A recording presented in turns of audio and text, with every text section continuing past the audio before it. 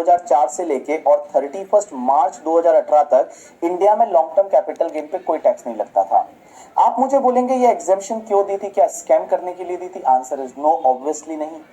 उस टाइम पे law makers को ये लगता था कि इंडिया का शेयर मार्केट बढ़ाना है। इंडिया में शेयर मार्केट में लोग ज्यादा इन्वेस्ट नहीं करते थे, तो उनको प्रमोट करने के लिए ये सेक्शन दी थी। बहुत सारे जो FIIs है, जो फॉरेन इंस्टीट्यूशनल इन्वेस्टर है, उनको इंडिया में इनवाइट करते थे, हम क्या आप इंडिया में आइए, इंडियन शेयर मार्केट में आप इन्वेस्ट करिए। और इंडियन शेयर मार्केट में जब आप इन्वेस्ट करेंगे तो ऑब्वियसली इंडिया का ग्रो होगा, इंडिया ग्रो होगा, इंडिया में पैसा बहेगा, इंडिया में पैसा आएगा, तो वो बेनिफिट्स देने के लिए 1038 था। ऐसा नहीं है कि कोई स्कैम करने के लिए जो है वो 1038 पहले डाला था पी चिदम्बरम जी ने, नहीं, इंडियन शेयर मार्केट को बढ़ाने के लिए, लोगों का थोड़ा रुचि शेयर मार्केट में है जाए, उसके लिए उन्होंने ये डाला था 1038 करके। चलिए अब इन्होंने डाल दिया 112A और ये कब से लग रहा है? 1 अप्रैल 2018 से, ठीक है।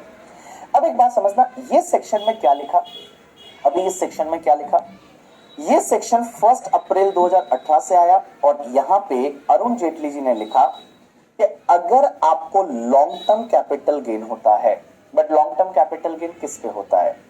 लॉन्ग टर्म कैपिटल गेन आपको या तो होता है इक्विटी शेयर्स पे, इक्विटी शेयर्स पे लॉन्ग टर्म कैपिटल गेन होता है, या फिर आपको लॉन्ग टर्म कैपिटल गेन होता है इक्विटी ओरिएंटेड म्यूचुअल फंड की यूनिट्स पे।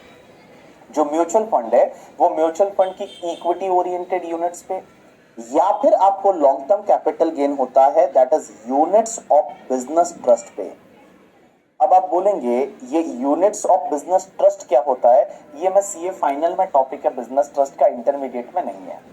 तो अगर ये तीन चीजों पे लॉन्ग टर्म कैपिटल गेन होता है, या तो इक्विटी शेयर्स पे, या इक्विटी ओरिएंटेड म्यूचुअल फंड्स पे, या यूनिट्स ऑफ बिजनेस ट्रस्ट पे, तो बेटा ये लॉन्ग टर्म कैपिटल गेन है वो 10% की रेट से टैक्सेबल होगा in excess of 1 lakh rupees. 1 lakh rupees से ज्यादा वाला 10% की रेट से टैक्सेबल हो जाएगा।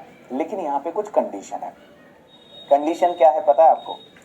पहली कंडीशन ये है कि ये जो इक्विटी शेयर है ना, इस इक्विटी शेयर के केस में आपको, जब आपने इक्विटी शेयर एक्वायर्ड किया था, मींस परचेज किया था, as well as equity share जब आप सेल कर रहे हैं, इन दोनों टाइम पे आपको एसटीटी पेड होना चाहिए। अब आप बोलोगे ये एसटीटी क्या होता है?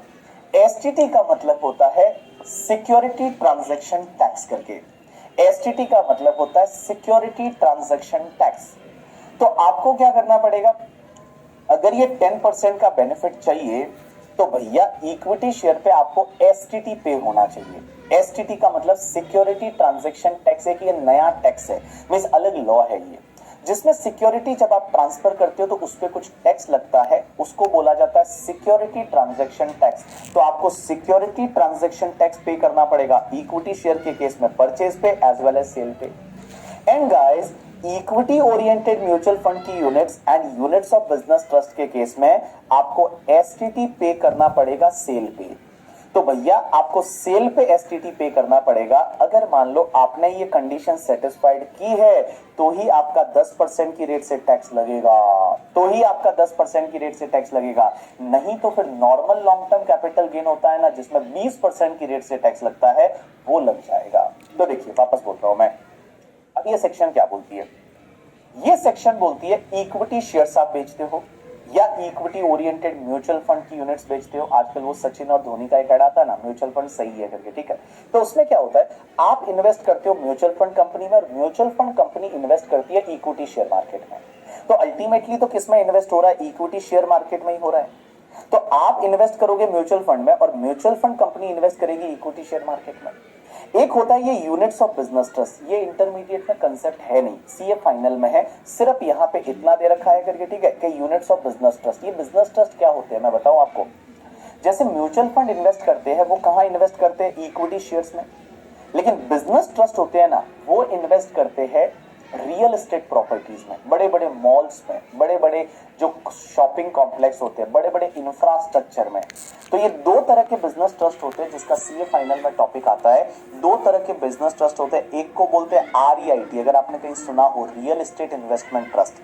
एक को बोलते हैं infrastructure investment trust, that is INVIT। आपको ये समझने की जरूरत है नहीं करके, ठीक है, ये सीए फाइनल में पूरा आएगा इन डिटेल। तो कुल मिला के 3 असेट आप अगर बेचते हो, कौन कौन सी? Equity share, equity oriented mutual fund, units of business trust. और अगर लॉन्ग टर्म कैपिटल गेन हुआ है, और कंडीशन क्या है?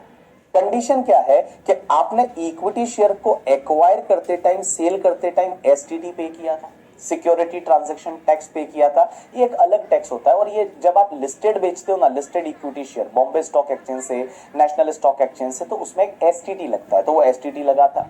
और दूसरी चीज, इक्विटी ओरिएंटेड म्यूचुअल फंड की यूनिट्स और यूनिट्स ऑफ बिजनेस ट्रस्ट के केस में आपने सेल पे एसटीटी पे किया था, तो उस केस में आपको 10% की रेट से टैक्स लगेगा। In excess of the 1 lakh के ऊपर वाले पे 10% की रेट से टैक्स लग जाएगा। ठीक है, चलिए जैसा मैं लिखवाता हूं वैसे आप लिखिए और धीरे धीरे धीरे इसको